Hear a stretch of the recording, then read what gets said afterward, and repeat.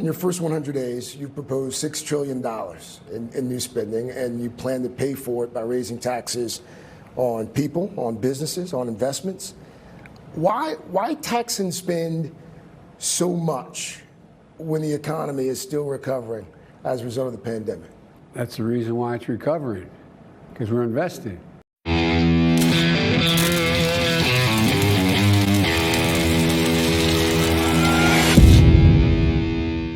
As veiled and masked as the color revolutions can be, an attentive viewer can see subtle patterns and similarities revealing their true nature. To make crowds act as one obedient group, they have to be united at the unconscious level. The masterminds of color revolutions know this well and have perfected the art. Symbolism is one of the most powerful tools to achieve this end.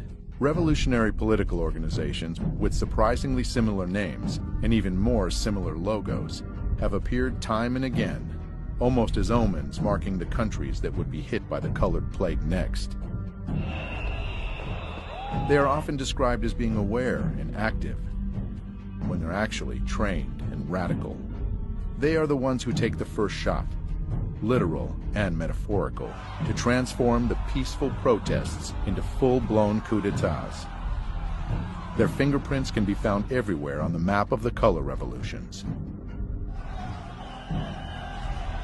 Using all the experience of past generations, simple but effective tools like catchy sing-alongs and chanting are employed.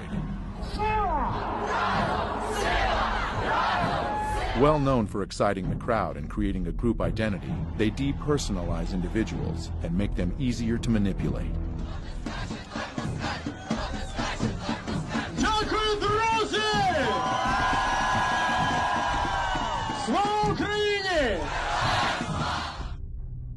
Конечно, без денег здесь не могло быть. Такое количество не государственных, различных общественных организаций, грантов, которое выделялось на Украину, это не есть секретом.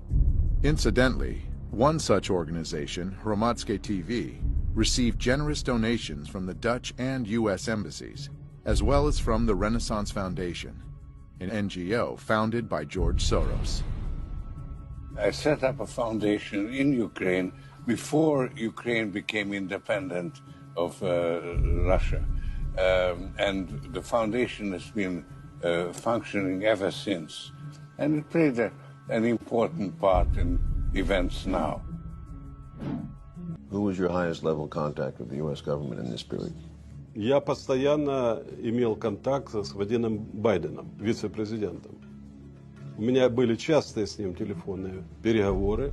Но дело в том, что господин Байден говорил одно, а в Украине делали другое. In early February of 2014, as the Maidan crisis was getting more violent, there was a phone call that was intercepted. It was a call between the Assistant Secretary of State for European Affairs, Victoria Nuland, and the U.S. Ambassador to Ukraine, Jeffrey Pyatt. Questions of credibility are being raised after a private chat between two top U.S. diplomats was leaked online. Sullivan's come back to me, VFR, saying you need Biden, and I said probably tomorrow for an attaboy and to get the deets to stick. So okay. Biden's willing. So you had this remarkable phone call where you have these two senior officials of the U.S. government apparently talking about a coup or how they were planning to restructure the government of Ukraine. Fuck the EU. No, exactly. I'm not saying the whole U.S. government feels that way. There is division on this, but the neoconservative element wants very much to change the strategic dynamic in Eastern Europe. The neocons are very smart people, and they've been at this for a long time. They came in around the issue of propaganda. They studied how to create hot buttons for the American people. They're very skilled at this, and they have a lot of allies now inside the news media, inside the government, and that means that they can do a lot to control the narrative of any story. The neoconservatives can now demonize a leader of a country. That sells with the American people. So you don't just sort of argue a policy, you attack the leader. So the neoconservatives became very skilled at picking out leaders, finding their ugly traits, and then highlighting them. Yanukovych, you might say, was a rather clunky political leader, but you make him into a devil. He's totally corrupt and he's evil and he wants to kill people in the Maidan, these wonderful white-hatted demonstrators. So you've got a black hat versus white hat. You keep repeating that basic scenario. And it works with the American people. You make them into demons, and the American people find that the way they can understand the world. Once that happens, it's very difficult for a journalist or anyone else to say, you know, hold it, that guy, he's got more of a gray hat than a white hat or a black hat.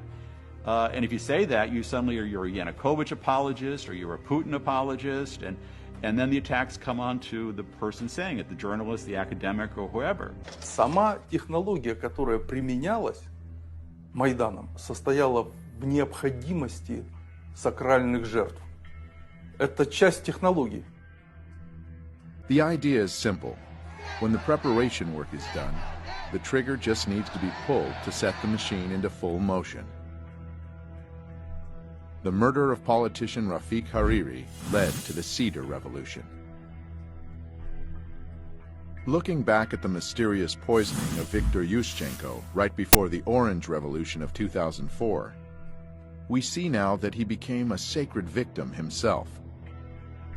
The number of victims among the protesters during Euromaidan totaled over 100.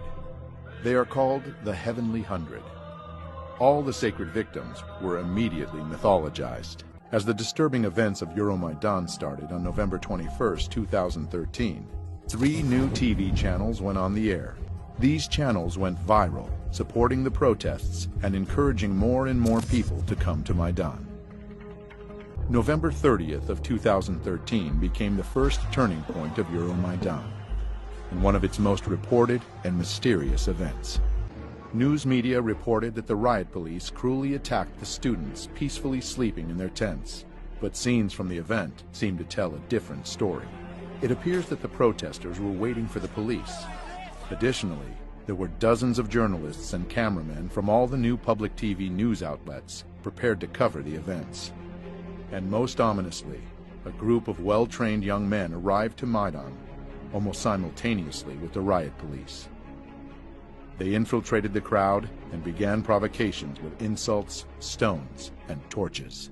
Outraged by what was reported in the news, the Ukrainian people came out in force on the next day to vent their anger with the police actions. The beating of students on November 30th, 2013 was the obvious trigger of Euromaidan. Those who sent trained provocateurs to the square very well realized that peaceful protesters were the ones who would get hurt the most.